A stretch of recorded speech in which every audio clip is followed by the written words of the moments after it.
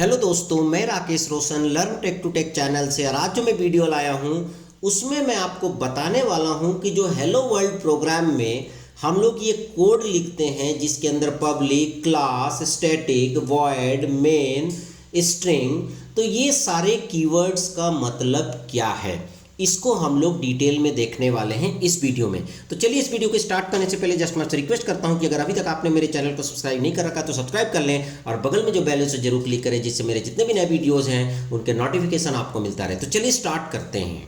तो दोस्तों, आपने देखा होगा कि पिछला जो हमने प्रोग्राम लिखा था हेलो वर्ल्ड का, उसमें हमने ये प्रोग्राम लिखा था public class hello world, public static void main, string args, और उसके अंदर हमने लिखा था system.out.println और फिर हमने ये मैसेज दिया था। अब यहाँ पर बहुत सारे इंटरव्यू में ये पूछे जाते हैं कि ये स्टैटिक का क्या मतलब है, ये वॉइड का क्या मतलब है, सिस्टम क्या है, आउट क्या है, ठीक है, ये सारे चीज़ इंटरव्यू में पूछे जाते हैं। तो यहाँ पर मैं एक एक करके सभी को एक्सप्लेन करने वाला हूँ। तो चलिए सबसे पहले हम लोग बात करते हैं पब्लिक के बारे में कि ये पब्लिक हम लोग यहाँ पर क्यों लिखते हैं। तो पब्लिक क्या है? This is an access modifier that allows the class to be accessible from any other class. इस क्लास को हम पब्लिक क्यों बना रहे हैं?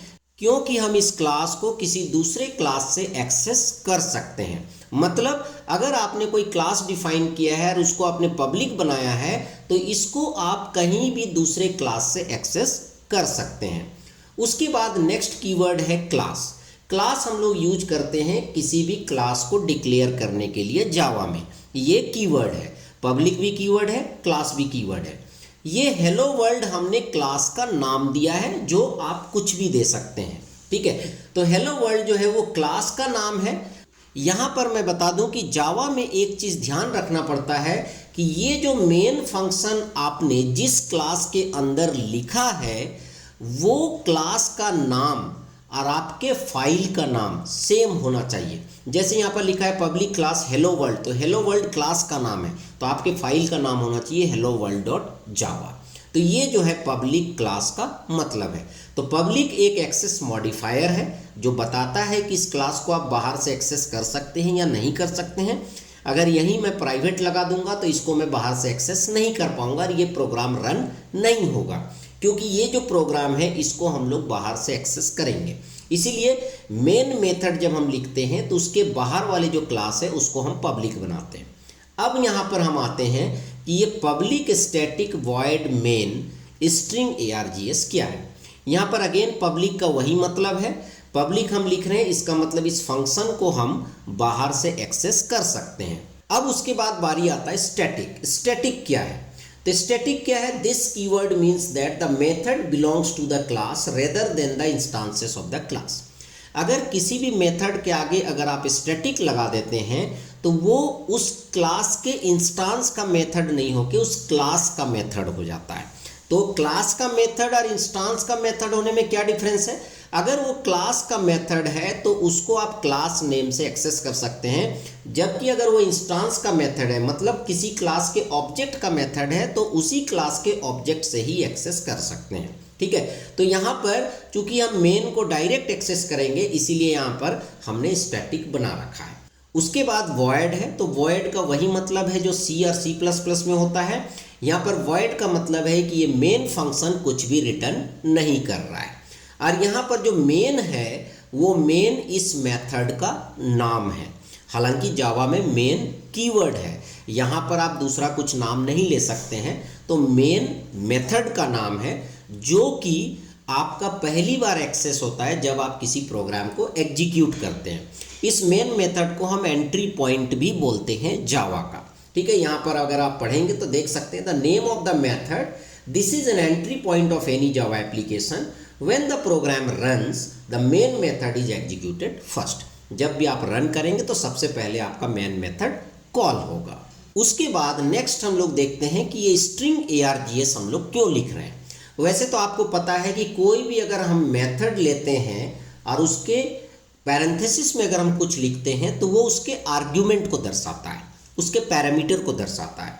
तो string args, this is an array of string argument passed to the main method ठीक है। It allows command line argument to be passed when the program is executed.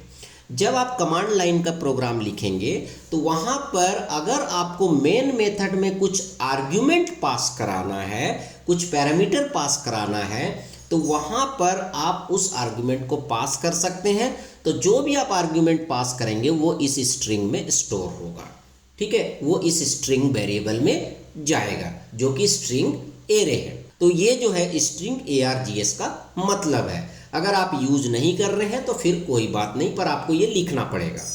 उसके बाद नेक्स्ट आता है कि ये जो हम प्रिंट कर रहे हैं, जनरली हम सी लैंग्वेज में printf लिखते हैं, C++ में cout लिखते हैं, पाइथन में केवल प्रिंट लिखते हैं। तो यहाँ पर हम इतना लंबा ये क्यों लिख रहे हैं, system.out.println। चलिए फिर भी समझते हैं कि सिस्टम क्या है। तो सिस्टम एक्चुअली एक फाइनल क्लास है, ठीक है, फाइनल क्लास है, ठीक है, जो कि java.lang पैकेज में है। यहाँ पर फाइनल का मतलब आप ऐसे समझ लीजिए कांस्टेंट क्लास अभी फिलहाल, ठीक है, बाद में हम लोग डिटेल में देखेंगे। Which contain several useful class field and method, जिसके अंदर बहुत सारे जो है यूजफुल क्लास के फील्ड्स हैं, मेथड्स हैं। इट कैन नॉट बी इंस्टेंशिएटेड, इसको आप इंस्टेंशिएट नहीं कर सकते हैं क्योंकि ये फाइनल क्लास है। तो सिस्टम एक तरह का फाइनल क्लास है जो कि java.lang पैकेज में है और इसमें बहुत सारे यूजफुल क्लास फील्ड और मेथड्स हैं। उसके बाद आउट, तो चलिए देखते हैं ये आउट क्यों हम लिख रहे हैं, system.out क्यों लिख रहे हैं। अब यहाँ पर सिस्टम क्लास है, क्लास के नाम से हम आउट को कॉल कर रहे हैं, तो इसका मतलब क्या है कि आउट एक स्टैटिक मेंबर है, क्योंकि पहले ही हमने बता रखा है कि अगर कोई स्टैटिक मेंबर है तो उसको हम क्लास के नाम से एक्सेस करते हैं।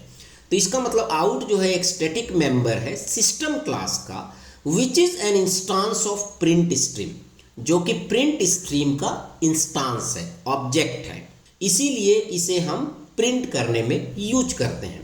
It represent the standard output stream. Actually यहाँ पर ये जो आउट है ये रिप्रेजेंट करता है कि आपको आउटपुट कहाँ चाहिए, स्टैंडर्ड आउटपुट स्ट्रीम में, मतलब मॉनिटर में। उसके बाद हम लिखते हैं println। तो चलिए देखते हैं println क्या है। तो println एक मेथड है, एक फंक्शन है जो कि किसी भी स्ट्रिंग को प्रिंट करने में मदद करता है, ठीक है। तो ये method of the print stream class. तो पहला बात तो ये जो println है ये प्रिंट स्ट्रीम क्लास का मेथड है, इसलिए हम इसको आउट के थ्रू एक्सेस कर रहे हैं। It prints the argument pass to it, तो जो भी आर्ग्यूमेंट आप println के अंदर देंगे वो प्रिंट हो जाएगा, ठीक है, followed by a new line, और उसके बाद ये न्यू लाइन में आ जाएगा। println लिखेंगे तो क्या होगा कि हेलो वर्ल्ड प्रिंट होगा, फिर ये नेक्स्ट लाइन में आ जाएगा। तो अगर दोबारा अगर आप कुछ डिस्प्ले कर रहे हैं println के थ्रू तो वो नेक्स्ट लाइन में आएगा। पर अगर आप केवल प्रिंट लिख रहे हैं तो प्रिंट लिखेंगे, यहाँ पर आप केवल प्रिंट भी लिख सकते हैं, तो केवल प्रिंट लिखेंगे तो हेलो वर्ल्ड प्रिंट होगा, पर अगली बार फिर से अगर आप प्रिंट लिखेंगे तो वो सेम लाइन में प्रिंट होगा। तो ये डिफरेंस है, ठीक है। तो इस तरह से इस वीडियो में आपने देखा कि हर एक कीवर्ड का क्या मतलब है, इसलिए हमने इस वीडियो को डिटेल में बनाया है। आई होप कि आपको वीडियो पसंद आया होगा। अच्छा लगा तो लाइक करें, शेयर करें, कमेंट करें, और अगर अभी तक आपने मेरे चैनल को सब्सक्राइब नहीं कर रखा है तो सब्सक्राइब कर लें और बगल में जो बेल है उसे जरूर क्लिक करें, जिससे मेरे जितने भी नए वीडियोज़ हैं उनका नोटिफिकेशन आपको मिलता रहे। Thank you and good bye.